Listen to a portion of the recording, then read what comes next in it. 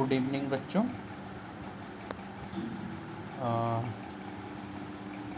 आज हम लोग class 10 chapter 3 history nationalism in India का पार्ट 8 फॉलो करेंगे। बच्चों, अभी तक मैंने 7 पार्ट्स में आपको इस चैप्टर के कई पैराग्राफ्स को एक्सप्लेन किया है। अब हम पार्ट 8 को डिस्कस करेंगे। पार्ट 8 अभी तक हम लोग नॉन कोऑपरेशन मूवमेंट और खिलाफत मूवमेंट के बारे में पढ़ रहे थे और आपकी जो टेक्स्ट बुक है एनसीईआरटी की जो टेक्स्ट बुक है उसका page number 62 towards civil disobedience movement. बच्चों, अभी हम लोगों ने पढ़ा कि किस तरह से नॉन कोऑपरेशन मूवमेंट में differing strands for different social groups, the meaning of Swaraj, the meaning of स्वतंत्र भारत, सबके लिए अलग अलग है ना। सबके अपने अलग अलग डिज़ायर थे, रिक्वायरमेंट थे, नीड्स थे, एस्पिरेशंस थे और उसके अनुसार वो अपना अलग अलग एक समझ रखते थे। स्वराज की परिभाषा, उसकी डेफिनेशन सबके लिए अलग थी बच्चों। लेकिन महात्मा गांधी ने डिसाइड किया कि वो इस नॉन कोऑपरेशन मूवमेंट को विड्रॉ कर देंगे, कॉल्ड ऑफ है ना, बंद कर देंगे, समाप्त कर देंगे। लेकिन ऐसा उन्होंने क्यों सोचा, क्यों ऐसा उन्होंने डिसीजन लिया, है ना, इसको हम लोग पढ़ेंगे। और कैसे एक ज़मीन तैयार हुई, एक बेस तैयार हुआ एक नए मूवमेंट का, सिविल डिसोबीडियंस मूवमेंट का। हालांकि ये सिविल डिसोबीडियंस मूवमेंट एकदम से नॉन कोऑपरेशन मूवमेंट के बाद एकदम से नहीं शुरू हुआ, है ना। इसको शुरू होने में काफ़ी वक्त लगा, 7-8 साल लग गए, लेकिन इसकी ज़मीन काफ़ी पहले से तैयार होने लगी। अभी हम line by line, page number 62 आपकी NCERT book, first paragraph, first line, towards civil disobedience. In February 1922, Mahatma Gandhi decided to withdraw the non-cooperation movement. He felt the movement was turning violent in many places and satyagrahis needed to be properly trained before they would be ready for mass struggles. फरवरी 1922 में महात्मा गांधी ने ये decide किया कि वो इस non cooperation movement को वापस ले लेंगे, समाप्त कर देंगे। उन्होंने महसूस किया कि जो आंदोलन है वो हिंसात्मक होता जा रहा है, हिंसक होता जा रहा है और सत्याग्रहियों को आवश्यकता है कि उनको अच्छे प्रकार से प्रशिक्षण दिया जाए। इस तरह के जो मास मूवमेंट्स होते हैं, मास स्ट्रगल होते हैं हाई लेवल के, उनमें इन सत्याग्रहियों को थोड़ा सा अच्छे तरीके से ट्रेनिंग दी जाए, ऐसी ट्रेनिंग दी जाए जिससे कि उनमें संयम रहे, ठीक है, टॉलरेंस रहे। अगर सामने वाला हिंसा का प्रयोग कर रहा है तो भी वो हिंसा का प्रयोग ना करे। जो बेसिक प्रिंसिपल्स हैं सत्याग्रह के, उनको वो हमेशा याद रखें, ठीक है बच्चों। इससे पहले मैं आपको एक चीज़ और बता दूं कि महात्मा गांधी ने ये डिसीज़न अचानक से नहीं लिया था और ये फैक्ट था। बहुत सारे ऐसे इंसिडेंट्स होने लगे थे जो कि गांधी जी की जो आइडियोलॉजी थी, उनकी जो विचारधारा थी नॉन वायलेंस वाली, उसको वायलेट करते थे वो इंसिडेंट्स। जैसे आपका उत्तर प्रदेश में गोरखपुर डिस्ट्रिक्ट जो है, उसी गोरखपुर डिस्ट्रिक्ट में एक जगह का नाम है चौरी चौरा, है ना। तो बच्चों, चौरी चौरा में एक इंसिडेंट हुआ था जहाँ पे एक शाम को एक पीसफुल प्रोसेसन हो रहा था, मसाल जुलूस जिसको बोलते हैं, मसाल जुलूस निकाला जा रहा था। लोग मशाल लेकर के अपना शांतिपूर्वक प्रदर्शन कर रहे थे, लेकिन वहाँ पर पुलिस वालों ने बिना किसी उकसावे की कार्रवाई के, बिना किसी मतलब सत्याग्रहियों के तरफ से किसी तरह की कोई वारदात नहीं हुई थी, कोई इंसिडेंट नहीं हुआ था। वो लोग चुपचाप अपना प्रदर्शन कर रहे थे, लेकिन पुलिस वालों ने पीछे रह गए कुछ जो सत्याग्रही थे। आगे भीड़ जब निकल गई तो पीछे कुछ सत्याग्रही भीड़ में पीछे थे। जब पुलिस वालों ने देखा कि सत्याग्रही जो है वो आगे जा चुके हैं, तो उन्होंने पीछे के कुछ सत्याग्रहियों को बहुत ही ब्रूटली, बहुत ही क्रूरतापूर्वक पीटना शुरू कर दिया, मारना शुरू कर दिया। और जब वो चिल्लाने लगे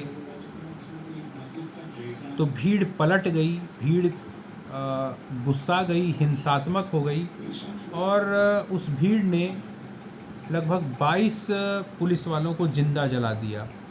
तो ये इस नॉन कोऑपरेशन मूवमेंट की सबसे बड़ी वॉयलेंट एक्टिविटी हुई थी।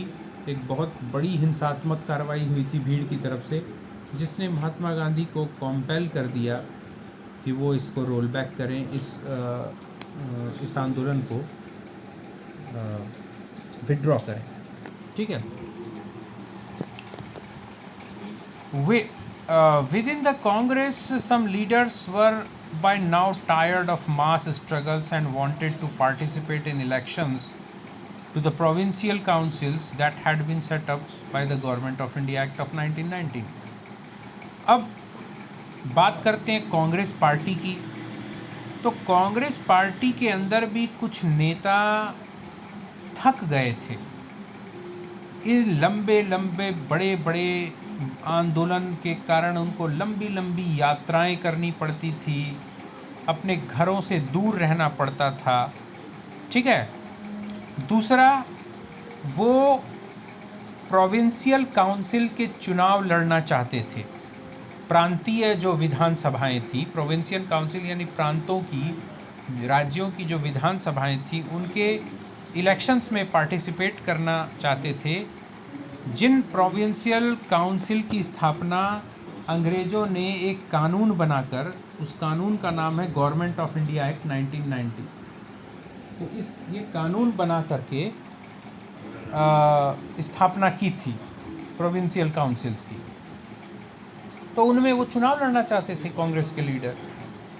क्यों लड़ना चाहते थे? They felt that it was important to oppose British policies within the councils, argue for reform and also demonstrate that these councils were not truly democratic. वो ये महसूस करते थे कांग्रेस लीडर कि अगर हम चुनाव लड़ेंगे, प्रोविंशियल काउंसिल्स के चुनाव लड़ेंगे, मेंबर बनेंगे, ठीक अंग्रेज़ों के सामने बैठेंगे और अंग्रेज़ों के ही घर में, यानी वो प्रोविंशियल काउंसिल एक तरह से अंग्रेज़ों का घर, भाई अंग्रेज़ों की चलती थी, तो अंग्रेज़ों के ही व्यवस्था में जा कर के और हम जो है आवाज़ उठाएंगे, अंग्रेज़ों की नीतियों के खिलाफ आवाज़ उठाएंगे, उनसे आर्ग्यूमेंट करेंगे, बहस करेंगे और उन पर दबाव बनाएंगे कि वो रिफॉर्म करें, सुधार करें, संशोधन करें व्यवस्था में। और हम ये इस बात को प्रदर्शित करेंगे, इस बात को उन लोगों को बताएंगे कि ये जो काउंसिल्स हैं, ये जो प्रोविंशियल काउंसिल हैं, ये सच्चे रूप से लोकतांत्रिक नहीं है, ये लोकतांत्रिक नहीं है ना। तो ऐसा हम लोग तभी कर सकते हैं, कांग्रेस लीडर्स का सोचना था कि ऐसा हम तभी कर सकते हैं जब हम चुनाव लड़ेंगे, चुनाव जीतेंगे, मेंबर बन के जाएंगे तो उनके नाक के नीचे हम उनका विरोध करेंगे, ठीक है। C.R. Das and Motilal Nehru formed the Swaraj Party within the Congress to argue for a return to council politics. और कांग्रेस के कुछ बड़े जो लीडर्स थे, जिनमें C.R. दास, ठीक है, और दूसरे मोतीलाल नेहरू,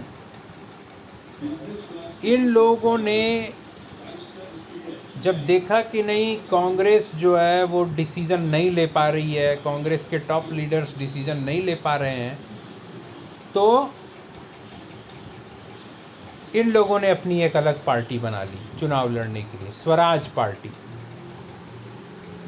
ठीक है ना। इन लोगों ने क्या बनाई, एक स्वराज पार्टी बना ली अपनी। But younger leaders like Jawaharlal Nehru and Subhash Chandra Bose pressed for more radical mass agitation and for full independence. लेकिन जो कुछ युवा नेता थे, युवा, जवाहरलाल नेहरू थे, सुभाष चंद्र बोस थे, इन्होंने भी कांग्रेस नेतृत्व पर दबाव बनाया। उन्होंने ये दबाव बनाया कि हमें थोड़ा सा रेडिकल मूवमेंट करना चाहिए, मॉडरेट नहीं, रेडिकल, थोड़ा सा उग्र।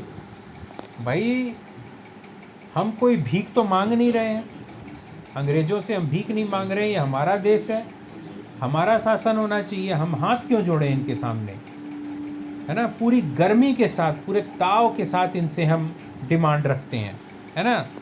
और न सिर्फ डिमांड रखते हैं बल्कि फुल इंडिपेंडेंस मांगते हैं, संपूर्ण आज़ादी हमें चाहिए। In such a situation of internal debate and dissension, two factors again shaped Indian politics towards the late 1920s. The first were the effect of the worldwide economic depression. Agriculture prices began to fall from 1926 and collapsed after 1930. इस तरह की situation जिसमें कि कांग्रेस में उस समय बच्चों, Indian political atmosphere में इंडियन नेशनल कांग्रेस ही मेन एक ऐसा राष्ट्रीय दल था, एक ऐसा ऑर्गेनाइजेशन था जो ब्रिटिश अथॉरिटीज़ के खिलाफ खड़ा था। तो इस तरह की जो खुद कांग्रेस में ही आपस में बहस हो रही थी, डिबेट हो रही थी, डिसेंशन यानी असहमति का वातावरण था। तो ऐसे वातावरण में दो कारक भारतीय राजनीति की दिशा तय करने के लिए सामने आए। दो ऐसे कारक थे जिन्होंने भारतीय राजनीति की दशा तय की 1920s में, कि आगे के वर्षों में। पहला, the first was the effect of world, जो पहला था वो था पूरे विश्व में लगभग 1926 से 1930 के बीच में बहुत बड़ी आर्थिक मंदी आई थी पूरे वर्ल्ड में। आर्थिक मंदी का दौर था, ठीक है।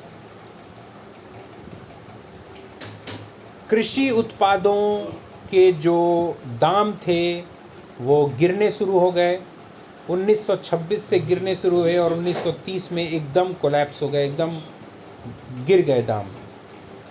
जितने भी कृषि उत्पाद होते हैं यानी एग्रीकल्चरल प्राइसेस जो होती हैं, क्यों? As the demand for agricultural goods fell and export decline, peasant found it difficult to sell their harvest and pay their revenue. जैसा कि कृषि उत्पाद वस्तुओं के दाम गिर गए, उनकी डिमांड, उनकी मांग बहुत कम हो गई। जब किसी चीज़ की मांग कम हो जाती है बच्चों, तो उसकी कीमत एकदम गिर जाती है। तो जब कीमत गिर गई, एक्सपोर्ट डिक्लाइन, निर्यात, जो बाहर जो अनाज या जो भी चीज़ भेजना था वो भाई मंगाना, विदेशों से मंगाना कम हो गया, बंद हो गया। किसान अपनी फसल असमर्थ हो गए, उनको बहुत कठिनाई होने लगी बेचने में। और जब किसान अपनी फसल नहीं बेच पाएंगे, उनके पास पैसा नहीं आएगा, तो वो रिवेन्यू नहीं दे सकते, लगान टैक्स नहीं दे सकते, by 1930 the countryside was in turmoil. और 1930 आते आते भारत का जो देहाती क्षेत्र था, ग्रामीण क्षेत्र था, वो काफ़ी परेशानी में बदल गया। Against this background, the new Tory government in Britain constituted a statutory commission under Sir John Simon, set up in response to the nationalist movement. The commission was to look into the functioning of the constitutional system in India and suggest changes. The problem was that the commission did not have a single Indian member. They were all British. अब इस तरह का तो background हो गया, भारत में इस तरह की स्थिति हो गई 1930 आते आते। इस तरह के बैकग्राउंड में ब्रिटेन में जो टॉरी गवर्नमेंट थी, यानी जो टॉरी प्राइम मिनिस्टर थे, उनकी जो सरकार थी ब्रिटेन में, उन्होंने भारत के लिए एक वैधानिक आयोग का गठन किया, स्टैच्यूटरी कमीशन, वैधानिक आयोग, जिसके कमिश्नर यानी जिसके मेन जो ऑफिसर थे वो बनाए गए थे सर जॉन साइमन को। सर जॉन साइमन को मेन अधिकारी बनाया गया था और उनको कहा गया था कि आप भारत जाइए और भारत जाकर के पता करिए कि भारत में किस तरह के संवैधानिक रिफॉर्म या चेंजेस किए जा सकते हैं, ठीक है,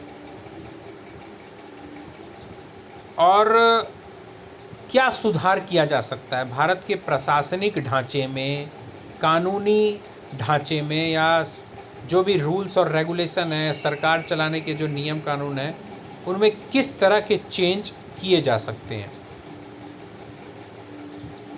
है ना। तो बच्चों, ऐसा अंग्रेज़ों ने ऐसा क्यों किया? ये स्टैच्यूटरी कमीशन जो है उन्होंने क्यों क्या बोलते हैं एस्टेब्लिश किया? To pacify the Indians. चूँकि उस समय भारत के लोग बहुत ज़्यादा आंदोलन कर रहे थे, अभी अभी नॉन कोऑपरेशन मूवमेंट हुआ था, इंडियन नेशनल कांग्रेस जो है, इंडियन नेशनल कांग्रेस बहुत ज़ोर शोर से डिमांड कर रही थी कंप्लीट इंडिपेंडेंस, फुल इंडिपेंडेंस और क्या क्या बहुत सारा डिमांड कर रही थी, ठीक है।